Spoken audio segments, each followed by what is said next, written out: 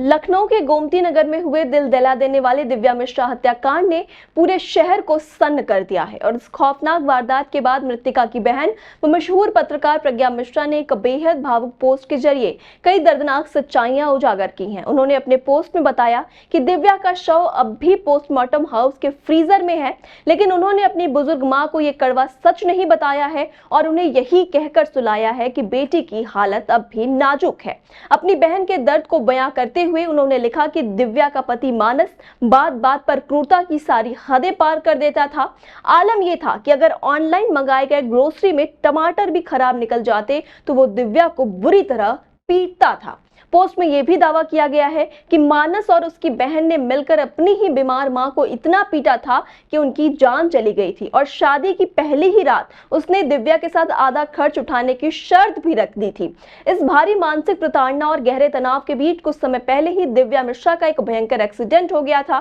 जिसमें उसके हाथ और पैर भी टूट गए थे। वो करीब 1.5-2 महीने तक बिस्तर पर रही और वारदात वाले दिन भी वो पूरी तरह से ठीक नहीं थी, बल्कि लंगड़ाते हुए ही बैंक गई थी। एक तरफ ये भयानक एक्सीडेंट और शारीरिक तकलीफ थी, तो दूसरी तरफ एक पत्नी की वो उम्मीदें थी जो कभी नहीं टूटी। इतने जुल्म सहने के बावजूद दिव्या ने अपने हाथ से मानस के नाम का टैटू नहीं हटवाया था और इस बार भी उसके लिए वो तीज का व्रत रखने वाली थी, क्योंकि उसे आस थी कि शायद सब कुछ ठीक हो जाए। लेकिन 20 अगस्त की दोपहर ये उम्मीद हमेशा के लिए खत्म हो गई, थम गई, जब आईसीआईसीआई बैंक के बाहर मानस ने अपनी पत्नी को बातचीत के बहाने बाहर बुलाया। पहले उसे रिवॉल्वर की बट से बुरी तरह पीटा और फिर माथे पर गोलियां दागकर उसकी बेरहमी से हत्या कर दी। वहां से भागकर वो सीधे अपने किराए के मकान में पहुंचा, तेज आवाज में टीवी पर हनुमान चालीसा चलाई, अपनी मानसिक रूप से बीमार बहन शिवा के सिर में गोली मारी और अंत में खुद को भी गोली मारकर अपनी जान दे दी।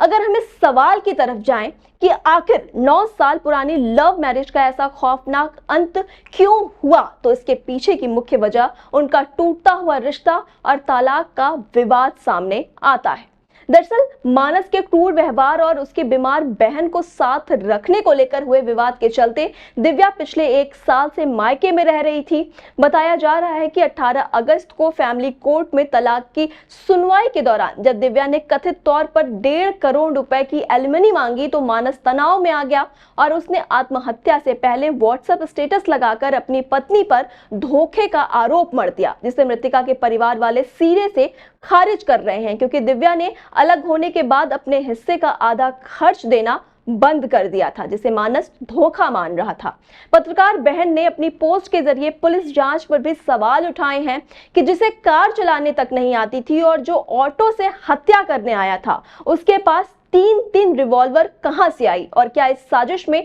कोई और भी शामिल है। फिलहाल महज आधे घंटे के भीतर जिस क्रूरता के साथ 3 जानें खत्म हुई, उसने हर किसी को झकझोर कर रख दिया है और अब पुलिस इस मामले के हर पहलू और सोशल मीडिया पर उठाए गए सवालों की गहराई से जांच कर रही है, ताकि इस खौफनाक वारदात का पूरा सच दुनिया के सामने आ सके। तमाम अपडेट्स के लिए आप जुड़े रहिए आई इंडिया के साथ। खबर आपकी, नजर हमारी, देखते रहिए आई इंडिया।